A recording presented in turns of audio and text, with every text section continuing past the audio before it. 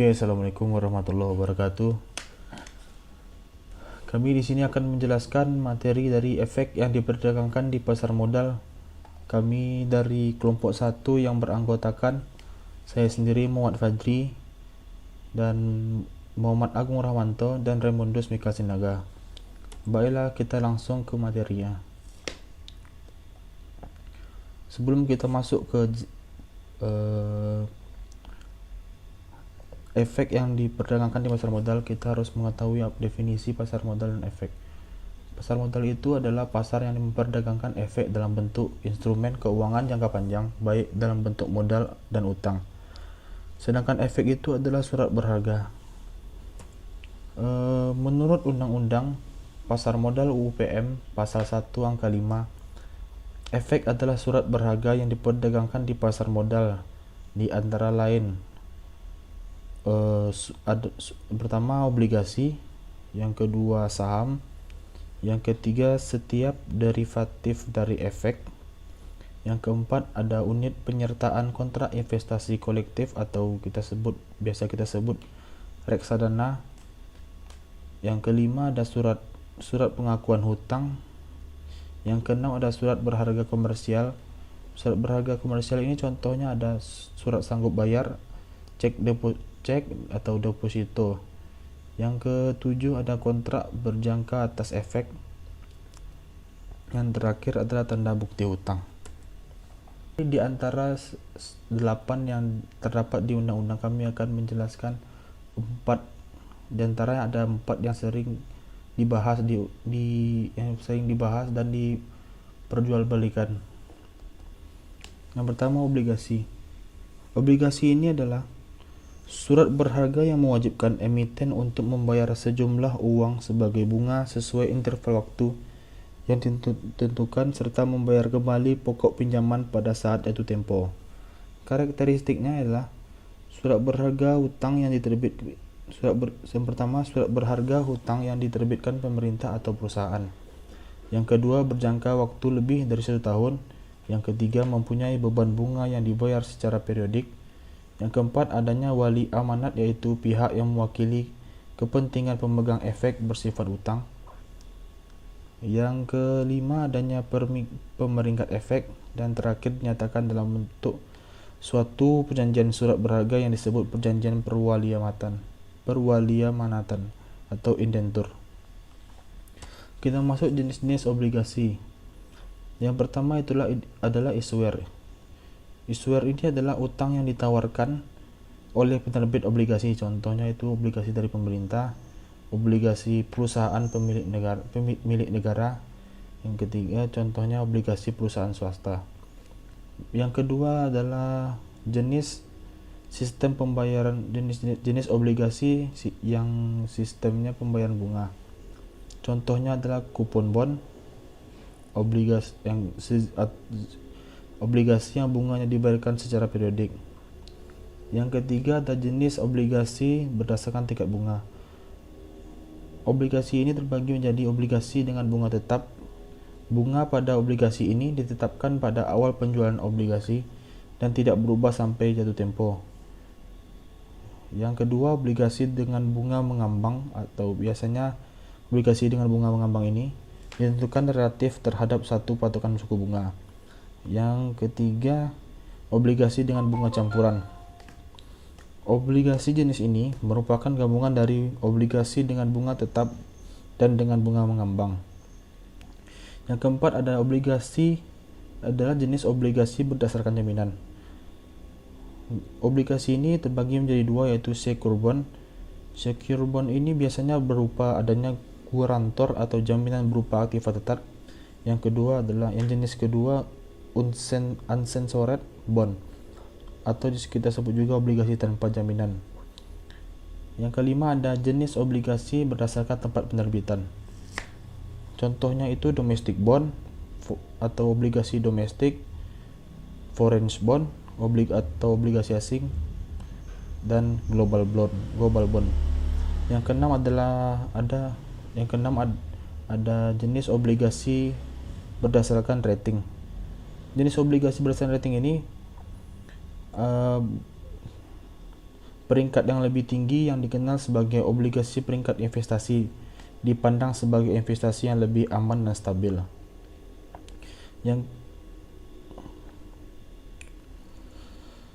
Hal-hal yang perlu diperhatikan dalam investasi adalah jatuh tempo obligasi. Sebelum Anda melakukan investasi obligasi, ada beberapa hal yang perlu diperhatikan. Yang pertama adalah hal-hal yang perlu diperhatikan dalam investasi. Yang pertama adalah jatuh tempo obligasi, jenis bunga, jenis obligasi, sifat khusus obligasi, kredit rating, redemption dan retirement. Yang terakhir adalah risiko investasi. Yang kedua itu risiko dalam investasi. Risikonya ada tingkat bunga pasar, risiko daya beli, risiko one round prestasi, risiko likuiditas, risiko jangka waktu jatuh tempo, risiko mata uang, risiko call, risiko politik, dan risiko sektor industri. Sekian dari saya. Selanjutnya akan dijelaskan oleh. Baiklah, saya Remanus Michael Sinaga akan melanjutkan presentasi dari teman saya, yaitu surat berharga bersifat ekuitas. Menurut penjelasan pasal 83 UU PM, surat berharga bersifat ekuitas adalah saham atau efek yang dapat ditukar dengan saham atau efek yang mengandung hak untuk memperoleh saham. Berikut beberapa jenis surat berharga bersifat ekuitas. Yang pertama yaitu saham biasa. Saham biasa ini mempunyai karakteristik. Yang pertama itu surat berharga ekuitas. Yang kedua memiliki hak atas pendapatan perusahaan pada saat dibagikan sebagai dividen. Yang ketiga memiliki hak atas pembagian sisa ekuitas pada saat likuidasi atau bersifat lebih junior dibandingkan hutang dan saham preferred. Yang keempat memiliki hak suara atau voting right. Yang kedua yaitu saham preferred. Saham preferred ini mempunyai karakteristik. Yang pertama, surat berharga ekuitas yang bersifat seperti utang atau hybrid securities dalam hal berpenghasilan tetap. Yang kedua, dividen biasanya dalam persen dari nilai nominal saham. Yang ketiga, bersifat lebih senior dibandingkan saham biasa, tetapi lebih junior dibandingkan obligasi, atau didahulukan haknya dalam hal likuidasi. Yang keempat, tidak mempunyai hak suara atau voting right. Yang ketiga yaitu obligasi konversi. Obligasi konversi ini mempunyai karakteristik.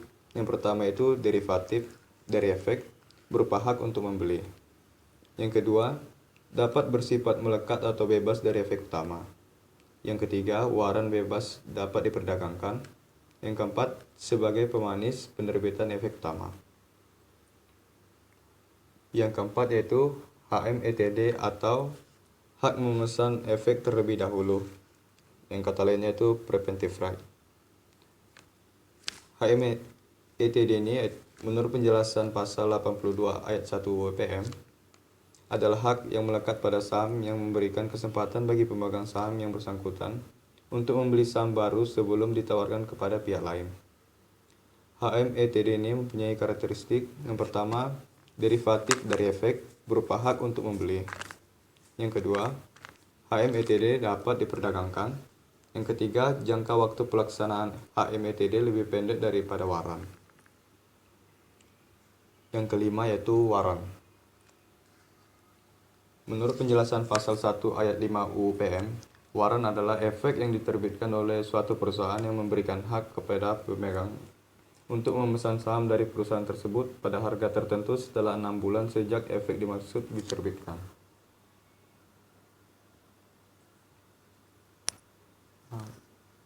Berikut adalah perbedaan dari saham dan obligasi. Yang pertama, saham. Pada bagian penyertaan dalam modal dasar PT, pemegang saham adalah pemilik perusahaan. Namun di obligasi yaitu bukti pengakuan utang atau pinjaman uang dari masyarakat pemegang obligasi adalah kreditur. Dalam saham, penanaman dana tidak terbatas, jangka waktunya selama perusahaan beroperasi. Namun di obligasi, waktunya terbatas, pendek, menengah, dan jangka panjang. Yang ketiga, saham dividen ditambah kemungkinan capital gain atau capital loss. Namun dalam obligasi bunganya tetap atau suku bunga tahunan. Yang keempat, dalam saham risikonya relatif lebih besar, namun pada obligasi risikonya relatif lebih kecil. Yang kelima, dalam saham, hak suara dalam rapat pemegang saham turut serta menentukan kebijakan perusahaan. Pada obligasi, hak pemegang obligasi dalam rapat umum pemegang obligasi terbatas pada lahan pinjaman saja. Yang keenam, dalam hal likuidasi, pemegang saham mempunyai klaim terakhir terhadap aset perusahaan. Dalam hal likuidasi, pemegang obligasi mempunyai klaim untuk didahulukan terhadap pemegang saham. Dan yang terakhir, dalam saham, dasar perikatan ditentukan dalam anggaran dasar perusahaan. Sedangkan dalam obligasi, dasar perikatan ditentukan dalam perwalimanatan, trust agreement atau indenture. Sekian dari saya, presentasi selanjutnya akan dilanjutkan oleh teman saya. Assalamualaikum warahmatullahi wabarakatuh. Baiklah, saya Muhammad Agung Ramanto akan melanjutkan presentasi dari Raymond. Derivatif. Derivatif adalah kontrak yang memberikan kepada pemegangnya kewajiban atau pilihan untuk menjual atau membeli suatu surat berharga atau aset keuangan. Instrumen derivatif. Instrumen derivatif adalah suatu jenis instrumen finansial yang manfaat dan nilainya bergantung pada jenis instrumen finansial lainnya. Karakteristiknya yaitu: pertama, berbentuk kontrak. Yang kedua, adanya kewajiban atau pilihan untuk menjual atau membeli suatu surat berharga atau aset keuangan. Yang ketiga yaitu kontrak tersebut mendasari nilainya pada harga suatu berharga dasarnya. Dan yang keempat yaitu diterbitkan untuk maksud lindung nilai atau spekulasi. Terdapat 5 instrumen derivatif, yaitu future contract. Karakteristiknya yaitu perjanjian yang mewajibkan pihak-pihak dalam perjanjian untuk membeli atau menjual suatu pada waktu tertentu di masa yang pada harga yang telah ditetapkan. Yang kedua, perjanjiannya terstandarisasi atau waktu dan kualitas pengirimannya. Yang ketiga yaitu diperdagangkan di bursa yang terorganisasi, market to market. Yang keempat yaitu terdapat peran clearing house. Instrumen derivatif yang kedua yaitu forward contract. Karakteristiknya yang pertama, perjanjian serupa future contract yang tidak terstandarisasi, dan yang kedua tidak selalu diperdagangkan di bursa, negotiable, dan tidak ada peranan clearing house. Instrumen derivatif yang ketiga yaitu option. Karakteristiknya yaitu yang pertama, suatu kontrak di mana si penerbit atau penulis memberikan hak kepada pembeli opsi hak, bukan kewajiban untuk membeli dari atau menjual kepada penerbit suatu pada harga tertentu dalam periode waktu tertentu. Yang kedua yaitu pembeli mempunyai pilihan untuk menjual atau membeli, tetapi penerbit mempunyai kewajiban memenuhi pilihan pembeli.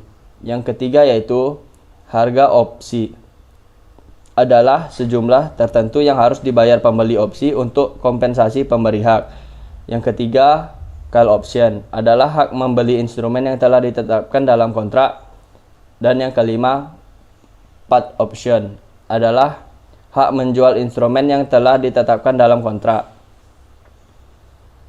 Instrumen yang keempat yaitu option on future. Karakteristiknya, option kontrak yang menggunakan future kontrak sebagai underlying asset. Instrumen yang kelima adalah swap.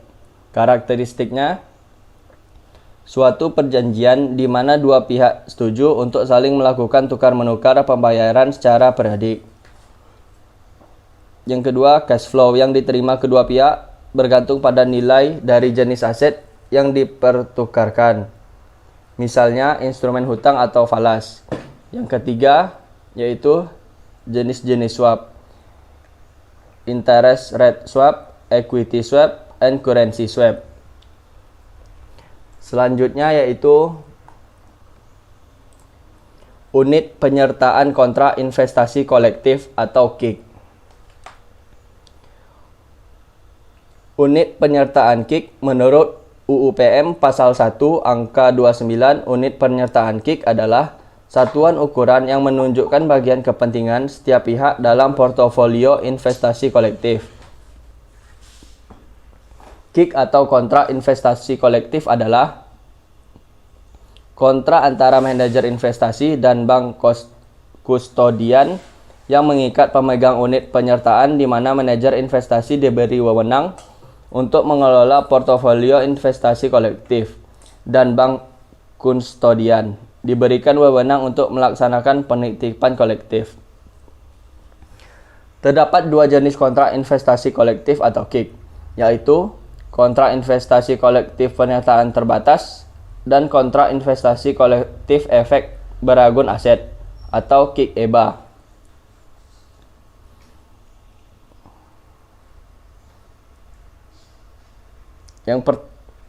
Yang pertama, reksadana kontrak investasi kolektif adalah reksadana yang menghimpun dana dengan menerbitkan unit penyertaan kepada masyarakat pemodal dan selanjutnya dana tersebut diinvestasikan pada berbagai jenis efek yang diperdagangkan di pasar modal dan pasar uang. Portofolio efek reksadana KIK. Yang pertama, nilai unit penyertaan ditentukan berdasarkan NAB. NAB adalah nilai pasar yang wajar dari suatu efek dan kekayaan lain reksadana setelah dikurangi kewajibannya. Yang ketiga, kekayaan reksadana terdiri dari kas dan efek. AI, sertifikat deposito, surat berharga komersial, saham, obligasi, dan tanda bukti. Yang keempat, NAB. Awal untuk setiap unit penyertaan dari reksadana wajib ditetapkan sebesar Rp1.000. Selanjutnya yaitu efek beragun aset atau Asset Backed Security atau EBA. Adalah unit penyertaan kontrak investasi kolektif yang portofolionya terdiri dari aset keuangan berupa tagihan yang timbul dari surat berharga komersial, sewa guna usaha, perjanjian jual beli bersyarat, perjanjian pinjaman cicilan, tagihan kartu kredit termasuk kredit pemilikan rumah atau apartemen.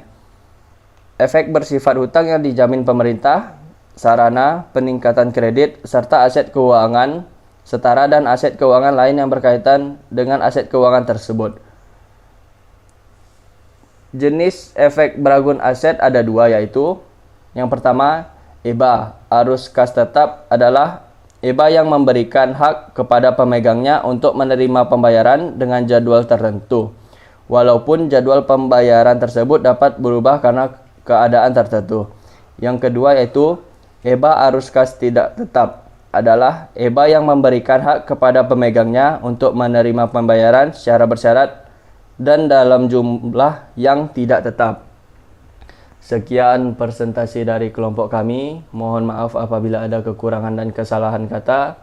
Saya tutup. Wabillahi taufik wal hidayah. Wassalamualaikum warahmatullahi wabarakatuh.